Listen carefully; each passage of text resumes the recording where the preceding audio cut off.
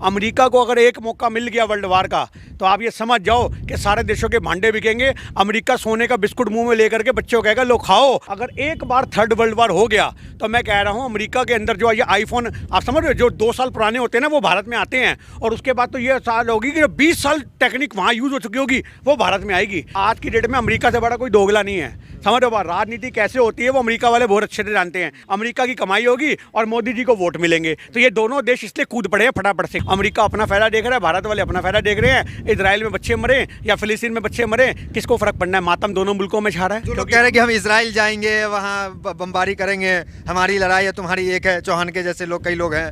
अजी बैंगन करेंगे, ये बमबारी करेंगे, ये युद्ध चल रहा है साला वहाँ पे 20 किलोमीटर दूर, और हम यहाँ से दिखा रहे हैं, आपको दिखा रहे हैं। ऐसा क्या दिखा रहे हैं? वहाँ जाके दिखा है अगर जिगरा तो किसी गोदी मीडिया में जाए ना वहाँ पे। आज हमारे देश के कैमरे वहीं क्यों पहुँचते हैं जहाँ मुसलमान और कई दूसरे संगठनों की लड़ाइयाँ होती हैं? क्योंकि इनको भी टीआरपी मिलती है, गोदी मीडिया को टीआरपी मिलती है, अंध भक्तों को मजा मिलता है, सरकार को वोट मिलते हैं, और हम भारतीयों को दर्द मिलता है। नमस्कार, मैं दानिश अंसार और आप देख रहे हैं पीआरबी। हमारे साथ बातचीत करने के लिए सिख समुदाय से गिन्नी सहनी जी हैं।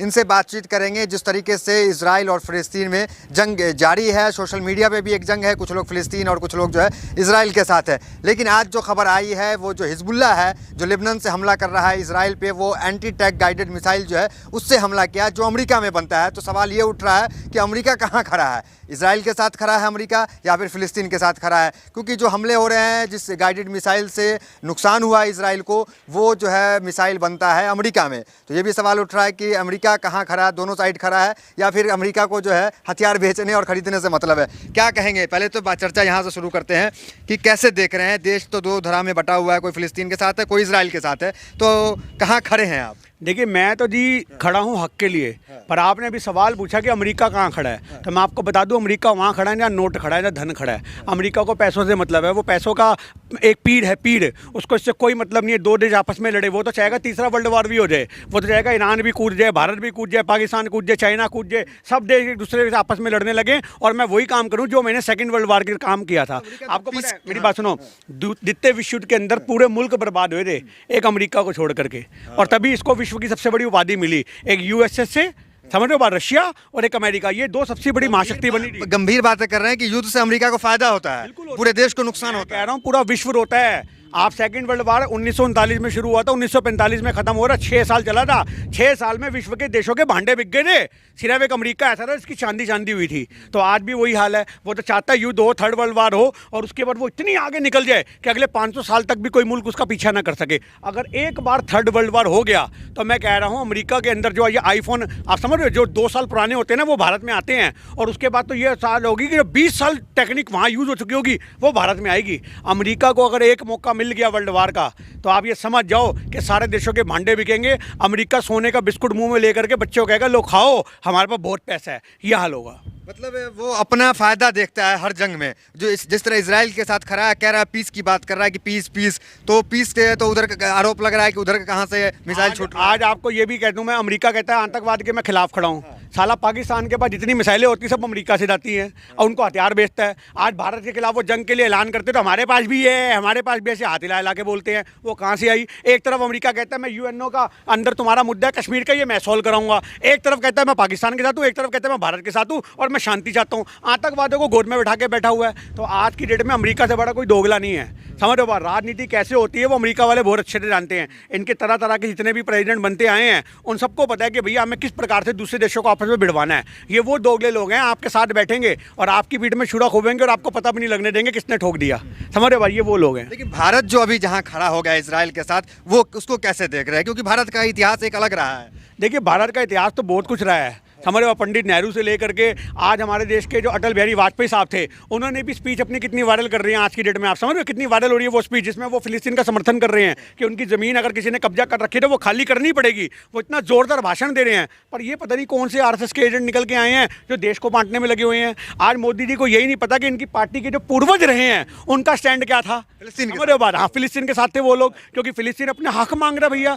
आज आप किसी के घर में शरण मांगने आओगे और उन्हीं के घर में कब्जा करके बैठ जाओगे तो वो वो तो चिल्लाएगा ना आदमी। तो आज यही वाली बात है कि आज अमेरिका हो या आज हमारे भारत के लोग हों, भारत के लोग क्या देख रहे हैं? अपना फ़ायदा राजनीतिक तौर पे, और अमेरिका अपना फ़ायदा देख रहा है हथियारों के तौर पे। अमेरिका की कमाई होगी और मोदी जी को वोट मिलेंगे, तो ये दोनों देश इसलिए कूद पड़े हैं फटाफट से। कोई मुद्दा हो, मोदी जी को पता है कि आज हमें अपना वोट बैंक जिंदा करना है तो हमें इजराइल का साथ देना पड़ेगा, क्योंकि खुली लड़ाई मुसलमानों के साथ है। जो अपने देश में लिंचिंग करके लिंचिंग करवा के उन मुद्दों को ढक देते हैं। इतने मुसलमानों के लिंचिंग के मुद्दे होते हैं, मेवात की घटना हुई, ये हुई, वो हुई। इस सबसे क्या देखने को मिलता है? इन सबसे ये देखने को मिलता है कि अगर मुसलमानों के खिलाफ कोई जंग होगी तो भारत के जो अंधभक्त हैं उनका फुल समर्थन मोदी जी को जाएगा। ये भी दिमाग में नहीं होगा। अभी एक वीडियो मैंने देखी, मेरी बात सुनिए, अभी मैंने सोशल मीडिया पे एक वीडियो देखी है, बड़ी वायरल हो रही है, जिसमें एक आदमी शर्त लगा रहा है। मेरे को देख के पहली वीडियो एक ऐसी होगी जो मैंने शेयर करी है अपनी प्रोफाइल के अंदर।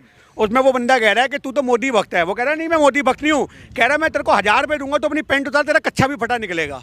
आप समझो इस बात को। और वहाँ पे शर्तें लगने लग गई, किसका फटा कच्चा निकलेगा। वो बंदा अपनी पेंट नहीं उतारी और बाद में खुद कबूल लिया, हाँ जी आपको कैसे पता मेरा फटा कच्चा है। तो आज ये देश के अंधभक्तों के हालात हैं, जिनके फटे कच्चे पहन के घूमते हैं, वो मोदी करते हैं। इजराइल पे जो ट्रेंड, सॉरी माफ कीजिएगा, जो ट्विटर पे ट्रेंड कर रहा है कि स्टैंड विद इजराइल, जो इंडिया स्टैंड कर रहा है, जो लोग इंडिया के जो सोशल मीडिया पे लिख रहे हैं, वो सिर्फ इस वजह से कि मुसलमानों से नफरत। बिल्कुल जी, मुसलमानों से नफरत की वजह तो है।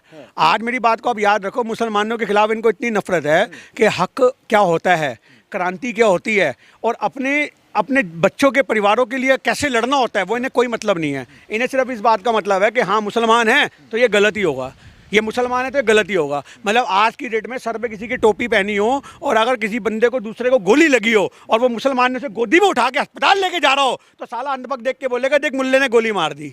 यानी ये नहीं देखेगा उसको बचा रहा है, वो उसको लेके जा रहा है और जिसे गोली लगी वो भी हिंदू है। पर तुम्हारे दिमाग में गोबर इतना भर चुका है कि मुसलमान के अगर खून से हाथ लथपथ हैं तो वो बचाने वाले नहीं होंगे, वो मारने वाले होंगे।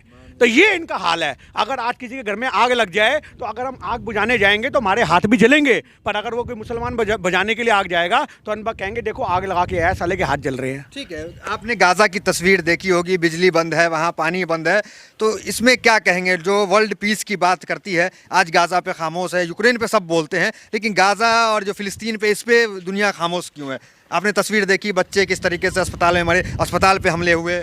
देखिए इंसानियत हार रही है। मैं आपसे ये तो कह रहा हूँ, आज कोई भी युद्ध हो, आपको पता है युद्ध की भी कोई रणनीतियाँ होती हैं, पानी बिजली ये सब चीज़ें बंद नहीं की जा सकती, युद्ध के दौरान भी बंद नहीं होती। आज समझो इस बात को। इसलिए तो मैं कहता हूँ कि लोगों को सीखना चाहिए। मेरी बात सुनो, मैं इसलिए कहता हूँ लोगों को युद्ध के नियम पता होने चाहिए। और आप तो जिस संस्कृति से आते हो वहाँ तो महाभारत का भी नियम था कि शंख बज गया तो साला उसके बाद हथियार नहीं चलेगा। कृष्ण जी शंख बजाते रहे तो हथियार वो सब वहीं डाल दो, उसके बाद कोई युद्ध नहीं होगा। सूरज ढल गया तो कोई किसी को तीर नहीं मारेगा। आप समझ रहे हो इस बात को, कितनी बड़ी बात है ये। पर आज तुमने तो युद्ध के नियम ही पलट दिए, क्योंकि तुमको ना महाभारत का ज्ञान है ना तुमको रामायण का ज्ञान है। रामायण के अंदर भी राम जी ने जब रावण को मारा तो अपने भाई को जाके बोला इसके सर के पास खड़ा होकर के शिक्षा ले ले भैया, पैरों के पास खड़ा होकर के। आप मानते हैं ना कि इजराइल जो है वार क्राइम जो है वो कर रहा है, जिस तरह से पानी बंद करना, बिजली बंद करना और फास्फोरस जो जिससे हड्डी गल जाती है उसको जो है छिड़काव वहाँ पे किया जा रहा है गाजा। देखिए एक बात बताओ, अस्पतालों की बिजली बंद करके इजराइल क्या साबित करना चाह रहा है? वो तो पहले ही मरे हुए हैं। जो अस्पताल में जिंदगी मौत की लड़ाई लड़ रहा है वो तो पहले ही मरा हुआ है। मरो को मार के क्या हासिल कर लेगा इजराइल? आप ये उससे बात पूछो। आज तुम्हारी आंखों के अंदर शर्म का पानी मर चुका है, तुम्हारी इंसानियत मर चुकी है। आज तुम बच्चों को मार रहे हो, औरतों को मार रहे हो, चाहे मैं कहता हूँ फिलिस्तीन वाले हों या इजराइल वाले हों। ये मेरी हिदायत दोनों को है, अगर तुम्हारी लड़ाई है तो मर्द बन के मर्दों से लड़ो। औरतों और बच्चों पर वार करके क्या साबित कर रहे हो? तुम तो नपुंसक से भी गए गुजरे हो अगर तुम औरतों पर बच्चों पर वार करते हो, भले वो फिलिस्तीनी हों या वो इजराइल वाले हों। नहीं ठीक है, हमने माना कि जो हमास कई कंट्रियाँ मानती है कि हमास जो है वो आतंकवादी संगठन है, तो उसने हमला किया, ठीक है, लेकिन इजराइल जो है वो तो आतंकवादी नहीं संगठन नहीं है, वो तो एक कंट्री है, एक देश है इजराइल। तो इजराइल क्यों हमला कर रहा है आम जन पे? छोटी सी बात कहना चाहूँगा कि अगर हमास ने अटैक किया तो तुम हमास के ठिकानों पे अटैक करोगे या फिलिस्तीन के जो चप्पे चप्पे के घर बने वहाँ करोगे? आज एक छोटी सी बात है, तो आतंकवादी संगठन इसलिए हमला किया, इजराइल तो देश था ना। तो हमास, मैं वही कहना चाह रहा हूँ, अगर हमास ने ऐसा कुछ किया तो आज एक बात बताइए आप, ओसामा बिन लादेन को जब मारा गया था तो आज उसको गुफाओं के अंदर घुसके के ऊपर से एरोप्लेन ठिकानों पे हमला हुआ, कहाँ ठिकानों से निकाल करके अमेरिका ने मारा था। आप समझो इस बात को, उसके ठिकानों में पहुंच गई, गुफाओं में पहुंच गई, पर वहां पे किसी लोगों को नहीं मारा। तो आज वही वाली बात है, इजराइल अपनी दुश्मनी निकाल रहा है, वो हमास के माध्यम से ही चाहता है मैं फिलिस्तीन का बचा हुआ हिस्सा भी कब्जा कर लूं, चाहे गलती हमास की, पर हाँ, मैं गलती चाहे हमास की हो, पर मैं सजा जो है वो फिलिस्तीनियों को दूंगा। तो ये चीज़ तो अपने आप में सोचनी पड़ेगी। तुम्हारे अंदर गट्स होने चाहिए, दम होना चाहिए। तुम्हारी इंटेलिजेंसी कहाँ गई थी जब वो 5 यार बमबारियां लेकर के, रॉकेट लेकर के आ गया? तुम्हारी इंटेलिजेंसी कहाँ गई थी? ये तो वही वाली बात हुई कि एक 5 साल के बच्चे ने खली को चपेट मार दी। ये तो इतना बड़ा मुद्दा हो गया। समझ रहे बात? आज पूरी इजराइल की थूतू होगी इस बात से। तो आज फिर वो अपनी थूतू को बचाने के लिए वहाँ बच्चे मारता फिर रहा है। आज भी तू वहाँ पे हमास का कुछ नहीं पाड़ पाड़ा। समझ रहे हो बात? जिसका पाड़ना चाहिए उसका कुछ पाड़ नहीं पा रहा, वहाँ बच्चे बेल बूटे पाड़ का आ रहा है। तो ये चीज़ तो भैया कहीं से कहीं तक समर्थन के लिए। इजराइल जो है बड़ी बड़ी बातें तो शुरू से करता रहा है कि डिफेंस सिस्टम के नाम पे इसके पास ये है वो है, लेकिन जिस तरीके से अभी कह रहा है कि गाजा में हम जाकर ग्राउंड पे जो है ऑपरेशन करेंगे, कुल मिला के जो कब्जे की रणनीति रही है, जो वक्त वक्त में फिलिस्तीन की ज़मीन कब्जा करता रहा है इसराइल, तो वो क्या लगता है सफल हो पाएगा? क्योंकि हमास एक बड़ा संगठन है वहाँ पे, और उधर से लेबनान से भी वहाँ से हमला हो रहा है, ईरान भी अपने को तैयार बता रहा है। तो क्या इसराइल के लिए आसान है गाजा पे कब्जा कर लेना या वहाँ जाकर के हमला कर देना? देखिए, कब्जा करना कोई बड़ी बात नहीं है। आज कब्जा तो ये पहले ही करके बैठे हैं। अगर आज ये गाज़ा पट्टी के भी कुछ हिस्से हड़प लेंगे तो कोई हैरत की बात नहीं होगी। भैया इजराइल भी पावरफुल है, इसमें कोई दो राय नहीं है। पर आज की डेट में ये सोचना चाहिए कि तुम कब्जा करके क्या हासिल कर लोगे। तुम वहाँ पे इंसानियत को शर्मसार कर रहे हो। अगर तुम्हारे में हक है, तुम्हारे अंदर एक इंसानियत बची है, तो तुम बैठ के समाधान करो ना।